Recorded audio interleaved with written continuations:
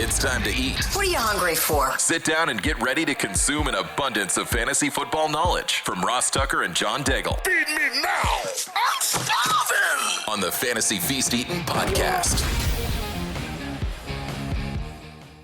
Yeah, let's eat, baby. It is the Fantasy Feast Eatin' podcast, presented, of course, by DraftKings. I'm Ross Tucker, former NFL offensive lineman, 5 teams, 7 years. Most of you know that. We do not have any buys this week, so we got to dive right into it. We got a full 16-game slate. Check me out on social media at Ross Tucker NFL. Check us out at Ross Tucker Pod. Greatly appreciate those of you that check us out on YouTube. It's growing rapidly by the week. YouTube.com/Ross Tucker NFL.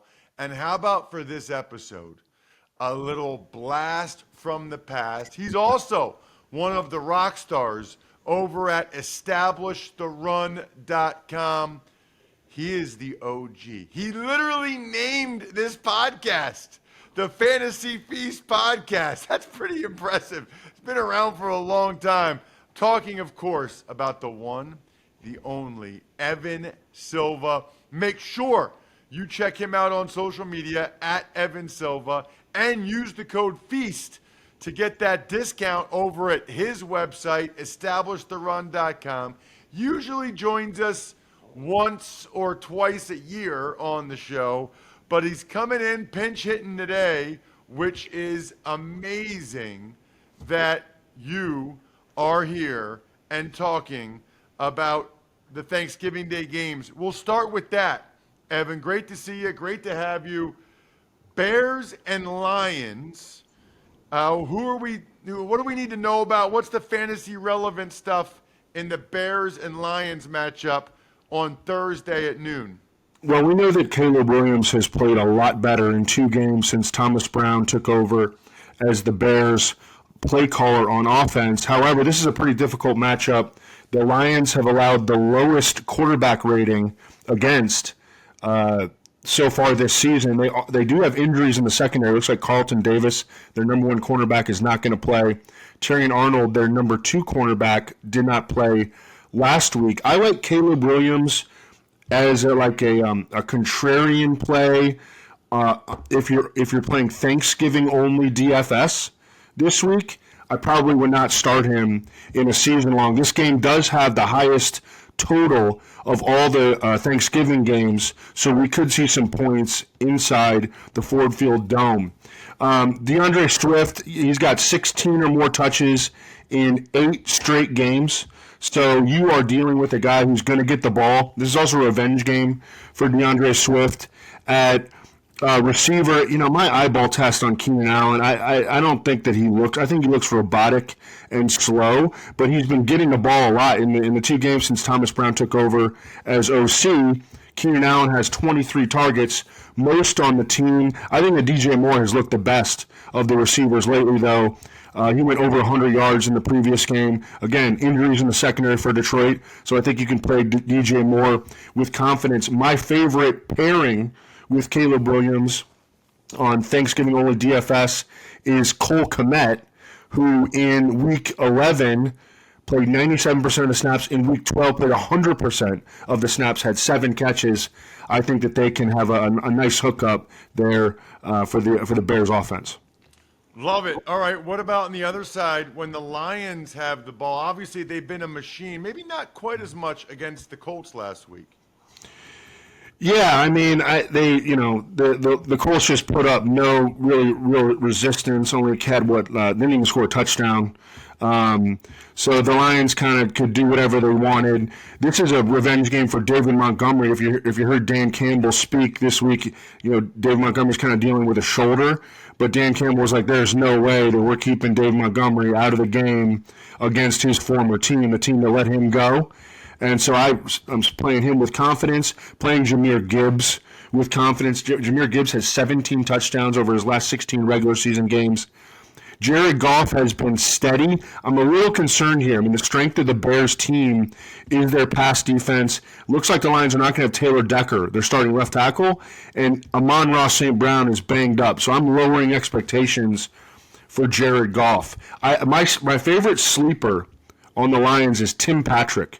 Khalif Raymond is not going to play, and Tim Patrick is going to benefit in terms of playing time. I also think that Jameson Williams will benefit to an extent. But you got a banged-up Amon-Ra St. Brown. You got Khalif Raymond not going to play. I think Tim Patrick ends up playing 75-80% of the Lions' offensive snaps, and I like him as a sleeper for DFS, and as a guy that maybe if you're searching for a wide receiver this week, Tim Patrick is going to get off the waiver wire. I love it. In fact, I love it so much, I'm going to make that, Evan, your value pick. Presented by DraftKings. DraftKings, the crown is yours. We move on to the Thursday 4:30 p.m. Eastern time game. The coolest game, Evan, I ever played in my life, or the biggest game I played in, started on Thanksgiving 22 years ago. At least it was the most people watching for any game I ever played, that's for sure. It's the Giants and the Cowboys. Very curious what, if anything, you have to say from a fantasy perspective on this one. Cowboys defense looks really, really nice. On Monday, Evan Neal, the Giants right tackle, and the Giants left tackle, Jermaine Illuminor, were both out of practice. Evan Neal did return to a limited practice on Tuesday, but Illuminor was still out. It looks like he's not going to play. We know that Tommy DeVito is dealing with this forearm thing. He has a tendency to hold on the ball, take a lot of hits, and then Drew Lock likes to throw the ball to the other team. So Cowboys defense, I think here, the one skill position player for the Giants that I would have a level of confidence in, well, I would start Malik Neighbors. I know it can be a little rocky, and he hasn't shown a ton of upside, but he's going to get targets. He had 9 targets in the second half last week, was complaining, and he's kind of a squeaky wheel now because he was complaining that he didn't get any targets in the first half. I think they'll make sure to get him going early. But the other guy I really like is Tyrone Tracy, who did get benched last week. He's lost a fumble in consecutive games, but I think that they're going to go right back to him. You've been able to run on the Cowboys all year, and Tyrone Tracy has big playability, can catch the football out of the backfield. On the other side, you got CeeDee Lamb. He's a little banged up, but Cooper Rush has shown the ability to get him the rock. Jake Ferguson is not going to play again, I believe, due to a concussion. Luke Schoonmaker has shown some big playability in every opportunity that he's gotten this year. He doesn't play a full complement of snaps, but he can make plays. I mean, he was a second-round pick in the 2023 draft. And then Rico Dowdle had 22 touches last week. It's a good matchup for him. The Cowboys are getting back Tyler Smith, their starting left guard, and I think that Rico Dowdle should get a decent amount of volume against the Giants. Love it. Let's keep it moving. I am really looking forward to Thursday night. That's the best game. It's the Dolphins and the Packers. Dolphins have been on fire for a while now. I don't know when. I haven't checked the weather. I know it's going to be super cold. It's a night game in Green Bay. Very curious. I mean, you've been doing this a long time now, Evan. You and I started the Fantasy Feast 10 years ago. Wow. So you've been doing this a long time. How much of a downgrade is it for these Dolphins guys playing in this weather? Well, I looked at the weather on Monday night, and I have not looked at it. It can change day to day and all that. But when I looked at it on Monday night, I wasn't too worried about it. It looked like it was about maybe 27 to 35 degrees. They're going to have heaters out there on the field. I'm not too worried about it. We get into the single digits and the low teens, and that would concern me. I think that we're in decent condition here. Tua has been on fire. I mean, Tua, in 5 games since returning from his last concussion, 77% completion rate, 7.5 yards per pass attempt, 11 touchdowns, 1 interception. His supporting cast is at full strength, and Jair Alexander is not going to play, I believe, for the Packers. So I'm expecting the Dolphins to stay hot. I love Devon Achane, who has really claimed that feature back role in the Dolphins' backfield. Jonnu Smith is the number 1 overall fantasy tight end since week 7. He's an every week starter. You're still rolling Tyreek Hill. Jalen Waddle, he's hit or miss, but, again, the Packers are without Jair Alexander. I think that helps him. I think that the Dolphins can put up a decent number here. Their offense has been on fire. It's such a shame they lost that last Colts game, and then they lost, the first two Tua games by field goals at the end. I mean, they'd be right there in the playoffs. They still might make it, although the Broncos are playing so well also makes it a little bit tougher. What about the other side? Talk to me about Josh Jacobs and this Green Bay Packers offense. Yeah, the Packers have really leaned into a run-first offense, especially since Jordan Love came back from those injuries that he's been going through. Josh Jacobs has been a machine, a tackle-breaking machine. He made some sick spin moves in open field. The Dolphins are going to be without their run-stopping inside linebacker Anthony Walker due to a hamstring injury here. And they've been sort of a run funnel defense. And when I say that, I mean the Dolphins have been pretty tough against the pass, but you can run on them. So I think that this kind of plays into the hands of the Packers offense, Josh Jacobs in particular. In the passing game, so Romeo Doubs not going to play due to a concussion. That means Dontavion Wicks is going to jump into the starting lineup with across from Christian Watson with Jaden Reed in the slot. I think that Dontavion Wicks, he's really cheap, like on DraftKings. You can play him in the Thursday-only DFS. And then the other guys are kind of crapshoots. Christian Watson obviously has big playability, but he dropped a 49-yard touchdown pass last week. He's very up and down. And then Jaden Reed, he has drawn 3 targets or fewer in 3 of the Packers' last 4 games. So he just has not been getting the volume. That's a product of the Packers going so run heavy. Evan, I know you like some daddy sodas. Drink the Labatt Blue Lights. They're so good with friends, living life to the power of we. Family this weekend. Always enjoy responsibly. Beer, Labatt USA, Buffalo, New York. Moving on. Raiders, Chiefs, Black Friday. What do you got, Evan? Raiders, Chiefs, Black Friday. So, there's just nothing really particularly intimidating about the Raiders' defense. And so, they have like some decent pass defense metrics, but Patrick Mahomes coming off a 3-touchdown game. DeAndre Hopkins got in the end zone last week. He's not going to play a full complement of snaps, but I really like what I've seen from him when he's been on the field. He's probably going to run about 60% of the routes. And that to me, against the Raiders, is good enough to start DeAndre Hopkins as a wide receiver 3. Travis Kelce's been playing over 80% of the offensive snaps. That was not the plan from the get-go, but the Chiefs have had so many injuries in the pass catcher core and disappointments in the pass catcher core that I think they're going to continue to do that. Noah Gray, I'm not into starting him, but I do think if you own him in a dynasty league, he has shown enough this year, and they gave him an extension. I think it was in September. That I wonder if Travis Kelce retires after this season, could Noah Gray be the Chiefs' number 1 tight end next year? I think that's a possibility. Isaiah Pacheco is back from his injury. I think we see him split fairly evenly with Kareem Hunt, and eventually Isaiah Pacheco will take over. Xavier Worthy, it's hard to know what to expect from Xavier Worthy. I do think that they've made more of an effort to get the ball in his hands. He scored a bunch of touchdowns over the course of the season, but he's a little touchdown dependent because he just has not been earning big-time volume. Raiders? Yeah, so Aiden O'Connell is coming back, and that kind of throws, I don't think that anybody really thinks of Gardner Minshew as like a quality starter in the NFL, but he can deliver the ball to receivers. He can complete passes at a pretty high rate. I don't think that we can say the same about Aiden O'Connell. We got injuries in the backfield still. If Amir Abdullah gets another chance to start, I think he is a play because he's so good in the passing. He played 88% of the snaps last week, caught 5 passes, scored on a reception, and I think that you can play him. I don't, again, quarterback change, dysfunctional offense. Jacoby Myers is not reliable. Brock Bowers is the best tight end in the league already, 2-time Mackey Award winner.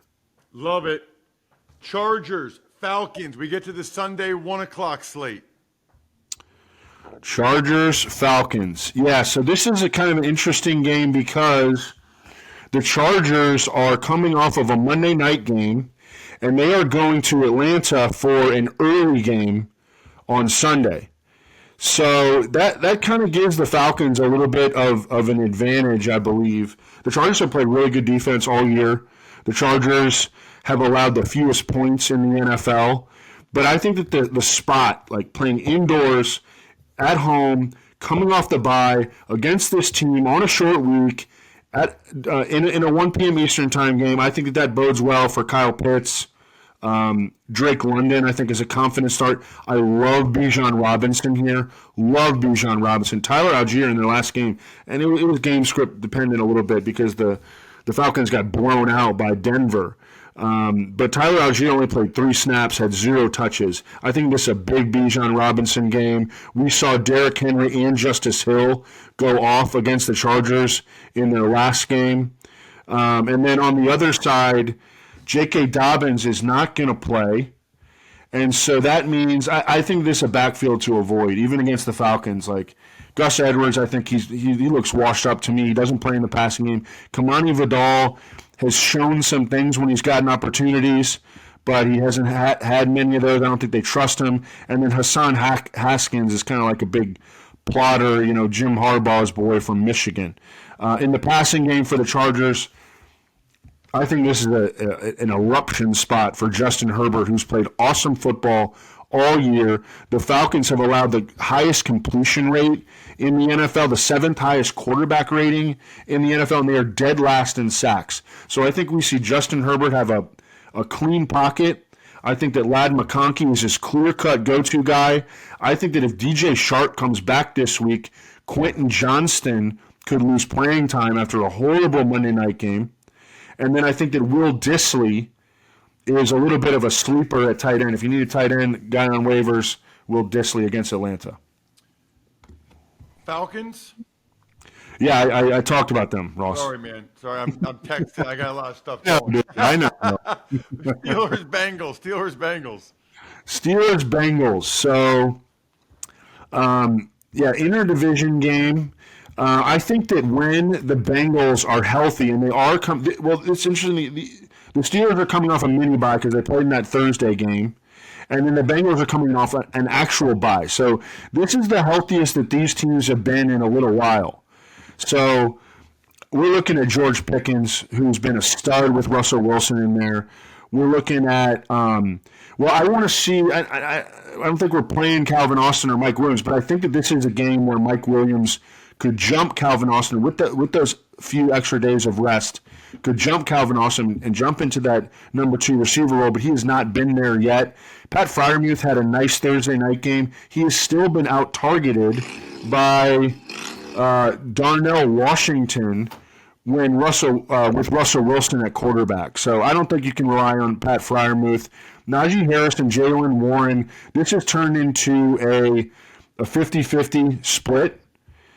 So that's what you can expect. I think it's a good matchup against Cincinnati. Russell Wilson is a 2-quarterback league starter.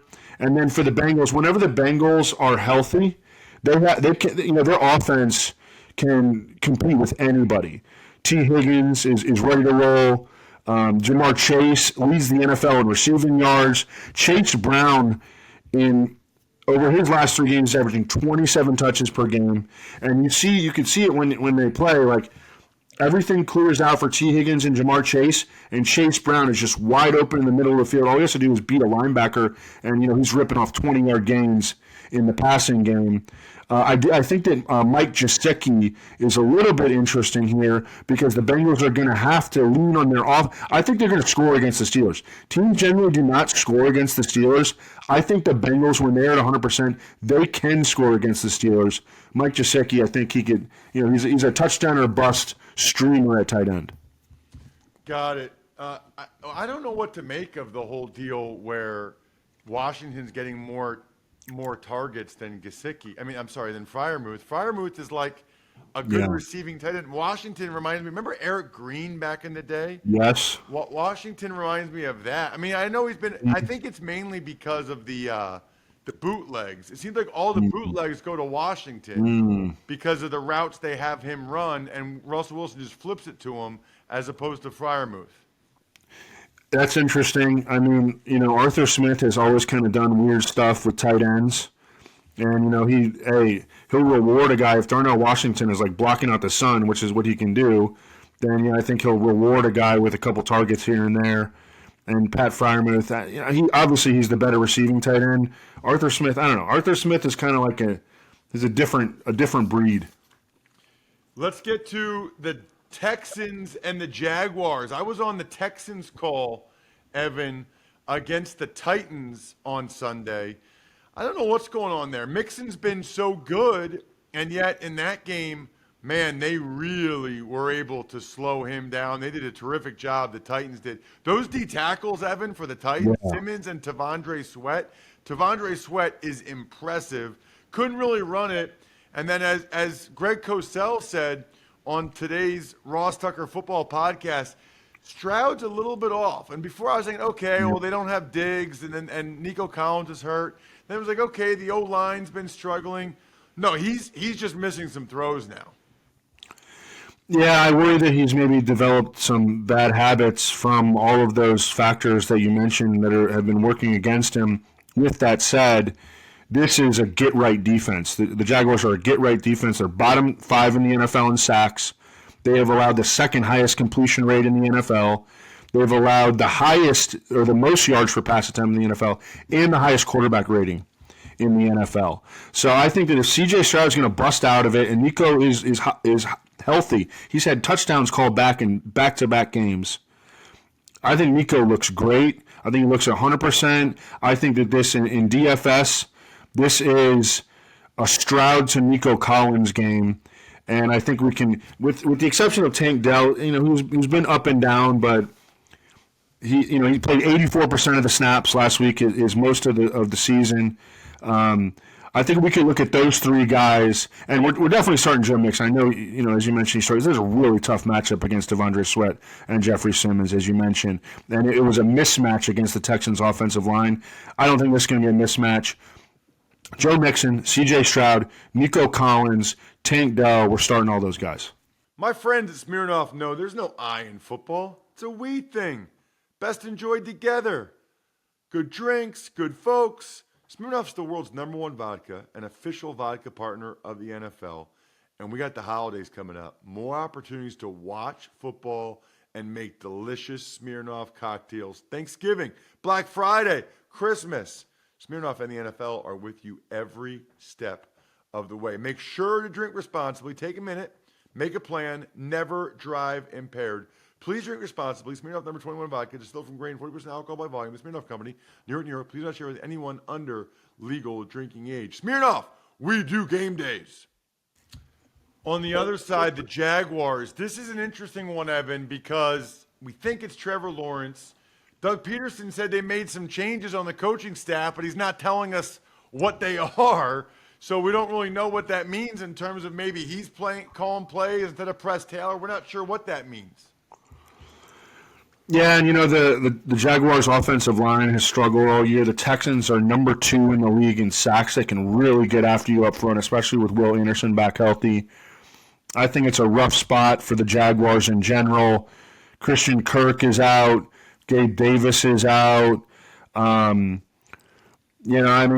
Thomas, I think, is kind of like a volatile boom or bust guy at this point.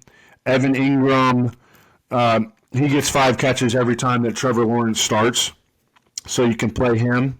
But I don't have a whole lot.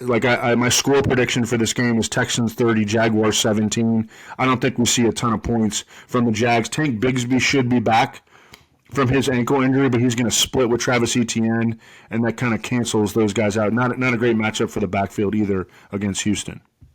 Last but not least, let's get into the Cardinals and the Vikings. I'm excited about this one.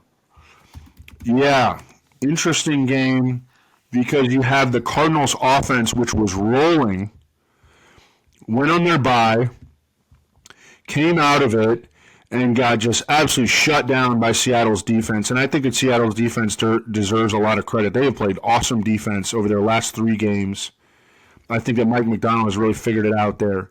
But, I don't know. The Cardinals offense has been up and down over the course of the year. So I'm not exactly sure what to expect from them. The Vikings have the best run defense in the league. That's concerning for James Conner. He's going to lose some touches to Trey Benson. The Vikings have a tough defense. All around, they're going to blitz Kyler Murray.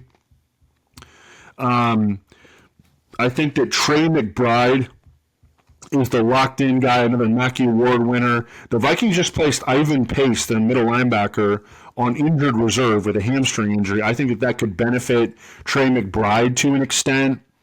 And the Vikings, if you heard him anywhere, you heard him at cornerback. That bodes well for Marvin Harrison. So I look at the pass catcher matchups for the Cardinals, and that gives me some optimism about Kyler Murray. I'm not super confident in him, but I think he's an okay play.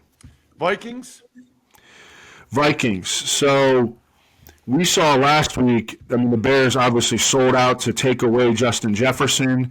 That worked, but the plan as a whole did not, because Aaron Jones went off, and Jordan Addison went off, and T.J. Hawkinson went off. And in the history of doing all this stuff, like what usually happens is things kind of come full circle. Like teams are going to see that plan did not work. The Vikings scored 30 points against the Bears. And so I think that we go back to Justin Jefferson, obviously with confidence, even after he had 27 scoreless yards last week. I think we saw that T.J. Hawkinson is back to a point where he can play a pretty close to a full-time role coming off that ACL and MCL, and we can start him with confidence. Jordan Addison, I don't expect him to get 9 targets again, but he's been pretty efficient when he gets 5 or 6. And I think that we'll see him in that area against Arizona. And then Aaron Jones, he's been a difference maker when he's been healthy for the Packers and now for the Vikings. And we can play him with confidence against Arizona. I'm stuffed. We're done. Thanks for tuning in to Fantasy Feast. Make sure to also check out the Ross Tucker Football Podcast, Even Money, and College Draft, all on the DraftKings Network, YouTube, or subscribe to the podcasts on your favorite platform.